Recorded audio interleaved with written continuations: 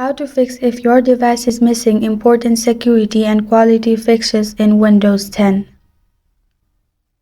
Hi everyone, it's Sophia to assist you today. Without any delay, let's jump right in. Go to search bar and search for troubleshoot. You'll find this kind of screen pop up.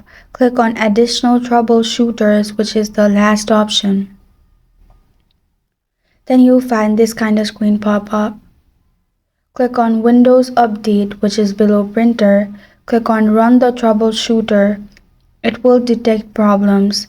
After that, simply go to Search button and search for Update History. Click on Uninstall Updates, which is the first option of our recovery options. Click on Uninstall Updates. You'll find all these lists. Click on Change Your View.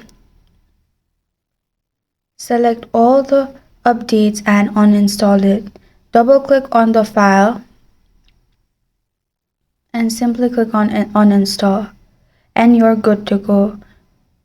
This is how you fix if your device is missing important security and quality fixes in Windows 10. Thank you for joining me today. If this video helped you out, please leave a like and subscribe for more.